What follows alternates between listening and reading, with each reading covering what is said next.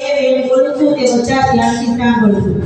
હયાત માતા પિતાને છત્રછાયામાં વાલા દેવે બોલીને લીધી લેજો। હોઠ અડધા ગીરાઈ ગયા પછી ગંગાજળ મૂકીને શું કરશું? અંતરના આશીર્વાદ આપનારને સાચા હૃદયથી એક ક્ષણ ભેટી લેજો।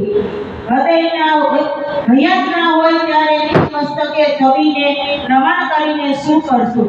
જ્યારે કળની થપાટ વાગશે ત્યારે અલવિદા એ થઈ જશે। પછી પ્રેમાળ હાથ તમારી ઉપર કદી નહીં પડે। લાખ કરશો ઉપાય પણ તે વાત્સલ્યમાં લહાવો કદી નહીં મળશે। પછી દીવાનખાનાના ખંડમાં તસવીર મૂકીને શું કરશું? માતા પિતાનો ખજાનો તો ભાગ્યશાળી સંતાનને જ મળે છે। 68 તીરથ તો માતા પિતાના શરણમાં જ છે, બીજે જવાની જરૂર નથી। સ્નેહની ભરતી આવી જશે, ચાલી જશે પળમાં। પછી કિનારે ચીપલા વીણીને શું કરશું?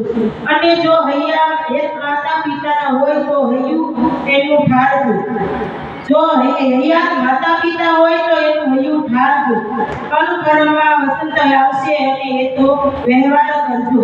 પંચભૂતોના ભળી ગયા પછી આ ભેરને ગંગાજળમાં પધરાવીને શું કરશું? જો બની શકે તો શ્રવણ બનીને ગડપણની લાકડી બનજો, પણ પથ્થર બનીને કદી છોડશો નહીં। વેદથી હાથ પકડીને તીરથ કરજો। માતૃદેવો પિતૃદેવો ભવ સનાતન સત્ય છે।